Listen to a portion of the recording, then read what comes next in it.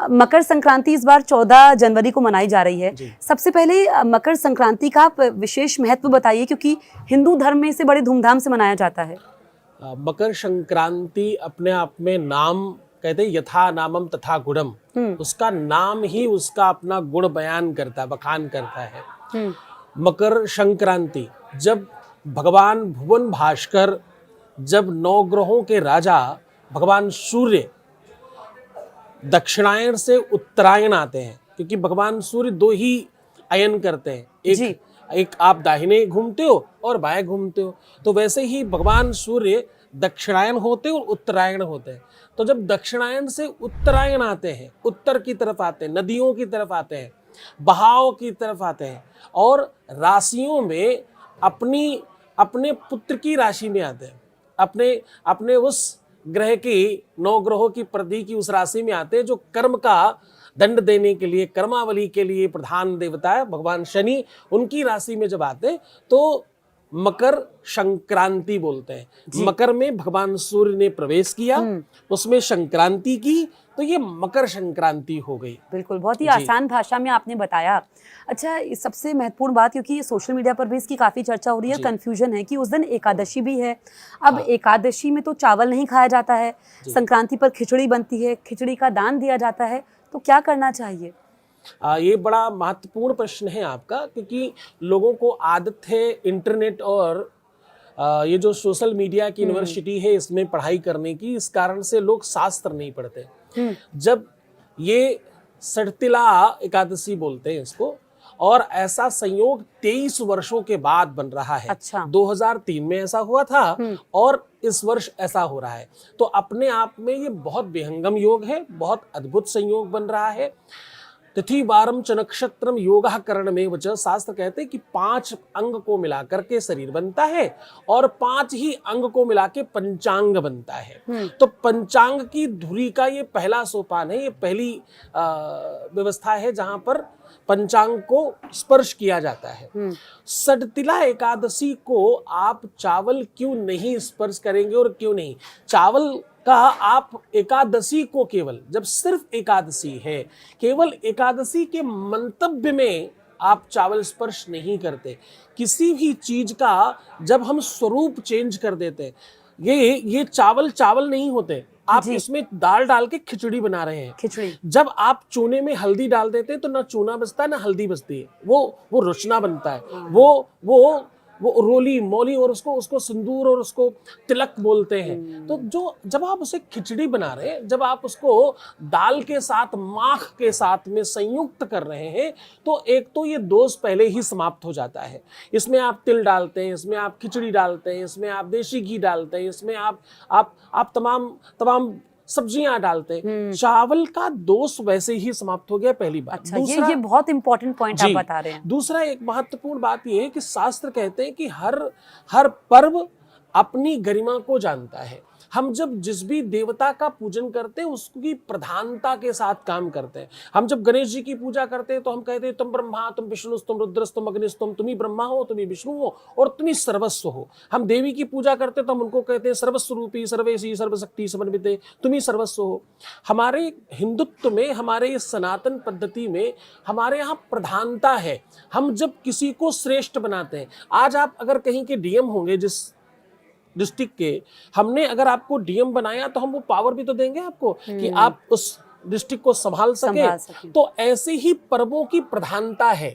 ये पर्व एकादशी पर्व नहीं है, यहाँ प्रधानता किसकी? इसमें मकर संक्रांति की प्रधानता है। तो मतलब खिचड़ी का दान दे, खिचड़ी बनाए, खाएं। मकर संक्रांति के लगेंगे, एकादशी के नियम नहीं लगते। मतलब ये मैं रोक रही हूँ कि बीच में जो कंफ्यूजन है, क्योंकि खिचड़ी पर्व भी हम इसे कहते हैं महाराज जी, खिचड़ी पर्व कहते हैं। तो मतलब खिचड़ी आप बनाइए उसमें और खिचड़ी का आप दान करिए, कोई दिक्कत नहीं है, जैसा कि आपने समझाया। दान करें, अपात्र दीयते दानम तद्दानम दान संप्रतम, वेद कहता है, शास्त्र कहता है कि दान हमेशा पर्वाधिक व्यवस्थाओं के आधार पर होता है। जैसी पर्व की व्यवस्था है, जैसी उस व्यवस्था का मानस है। रामायण की एक परंपरा से आपको जोड़ रहा हूं।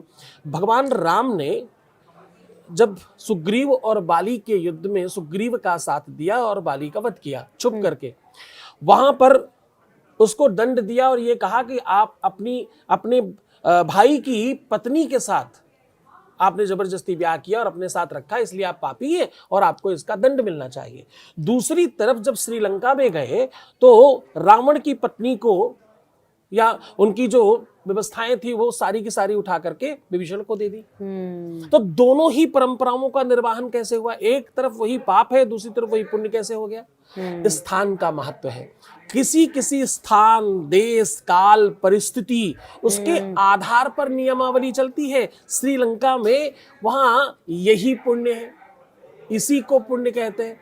देश काल स्थिति में कहीं कहीं पर मांस की अधिकता है तो भगवान को भी मांस चढ़ाते हैं। यहाँ छूना, बहुत स्पर्श गहरी करना बात भी आप पाप है। आचार्य जी कह रहे हैं। तो जब आप परिस्थितियों के आधार पर देश काल परिस्थिति और प्रधानता जब आप चर्चा करते हैं, मुझे अधिक जोगी मठ उजाड़ वाली बात है, ज्यादा जोगी मठ उजाड़। अब क्या होता है, लोगों को अपनी रील वायरल करनी है, लोगों को अपनी बातें बना करके किसी न किसी तरीके से अपना फेस चमकाना है, शास्त्रगत बात करनी है।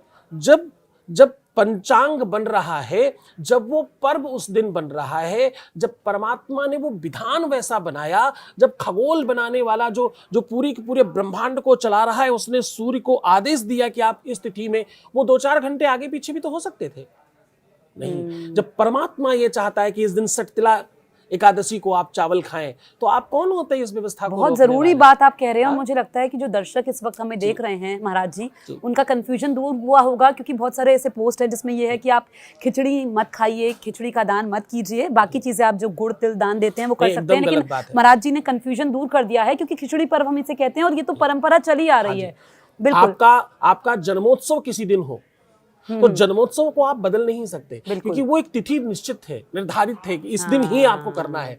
अब उस दिन, आज मंगलवार है, जैसे हम लोग यज्ञादिक करते हैं, रविवार को मंगलवार को तिल चटकाना मना है, लेकिन अगर हम यज्ञ कर रहे हैं, उसकी पूर्णाहुति उस तिथि में पड़ रही है और हमें मुहूर्त मिल रहा है, हमें अग्निवास मिल रहा है, तो हम यज्ञ करते हैं। हम 7 दिन का जब यज्ञ करते हैं, 9 दिन का यज्ञ करते हैं, उसमें मंगल भी बीच में आता है, उसमें रविवार भी बीच में आता है, तब तो हम उसमें तिल से स्वाहा कर रहे होते हैं। बिल्कुल, क्यों? क्योंकि प्रधानता यज्ञ की है। बिल्कुल, ये बहुत जरूरी डालने की बहुत जरूरी बात है। अच्छा आचार्य जी, क्योंकि जिस तरीके से सूर्य मकर राशि में प्रवेश कर रहे हैं, मकर संक्रांति कहते हैं, किन राशियों के लिए ये अति शुभदायी होगा? उनका मंगल ही मंगल होगा, जीवन में हर कार्य बनेंगे।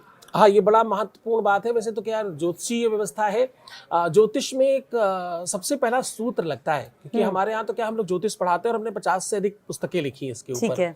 हमारी अपनी 12 यूनिवर्सिटियां हैं, 400 स्कूल्स हैं, तो हम लोगों ने इस पूरी की पूरी व्यवस्था को जगत गुरु के पद पे आने के पश्चात इसको अध्यात्म को थोड़ी शिक्षा में लेकर के आए, क्योंकि शिक्षा बहुत आवश्यक है, आपको लर्निंग बहुत आवश्यक है। जब आप कहते हैं कौन सी राशियों के लिए ये महत्वपूर्ण है, तो मैं आपको एक श्लोक के साथ जोड़ रहा हूँ। वेद चक्षु किरेदम स्मृतम ज्योतिषम श्रेष्ठता चांग मध्योत तेनोच्यते संयतो पीतरहि कर्णनाशाद भी चक्षु सांगे न हीरो न किंचित करा। ज्योतिष कहता है कि ये जो दिवस है ना, ये जो दिन है, ये ऑडिट दिवस है। ये क्या है? ब्रह्मांड का, ये ब्रह्मांड का ऑडिट का दिन है। आज के दिन ऑडिट होता है कि किसने किसने क्या क्या कर्म किया है, क्या क्या अच्छे कर्म किए, क्या क्या बुरे कर्म किए, क्या बेहतर चीजें करी है, और क्या तुमने अच्छे काम किए हैं या खराब काम किए, उसका आपको प्रतिफल मिलता। अवश्यमेव भोक्तव्यम कृतकर्म शुभा अशुभम, शुभ और अशुभ फलों का तुम भोग करते ही करते हो। इसमें तुला राशि, इसमें कुंभ राशि, इसमें मीन राशि, इसमें मिथुन राशि, ये राशियां अपने आप में इस वर्ष में बहुत उभर कर सामने आएंगे, आप देखिएगा। अच्छा। ये जैसे सिंह राशि वाले लोग हैं, सिंह राशि में इस बार हर तरह के आपको लक्षण देखने को मिलेंगे। एक ऐसा अलौकिक परिवर्तन दिखेगा सिंह राशि में। सिंह राशि का कोई बहुत बहुत टॉप पर बैठा हुआ व्यक्ति इस साल आपको नीचे गिरते हुए दिखेगा। अच्छा। इस बार सिंह राशि में कोई बहुत सामान्य सा व्यक्ति बहुत ऊपर उठते हुए दिखाई पड़ेगा। इस बार जो बहुत चमत्कारिक लक्षण देखने वाले वो आपको कुंभ, तुला और सिंह, ये 3 राशियों में बहुत परिवर्तन दिखने वाला है। जिसमें मेष है, वृश्चिक है, इनके लिए बहुत बहुत अच्छा नहीं है, इनके लिए बहुत बहुत अटपटा सा है। अच्छा। इनके लिए हेल्थ में तो प्रॉब्लम आ सकती है। तो देखो, ये कर्मावली है।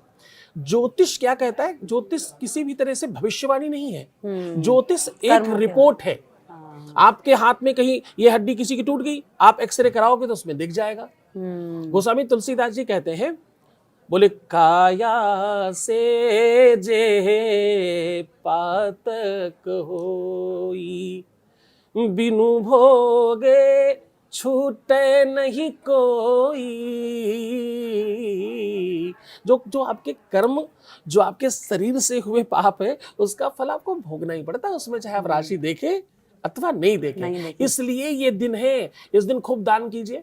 हाँ, यही मेरा 100 आपसे गुना, सवाल होने वाला था। 1000 गुना फल मिलेगा। जो तुमने पाप कर रखे हैं, जिसका फल तुम्हें मिलने वाला है, ऑडिट दिवस है, इसके पहले ही दान कर लो।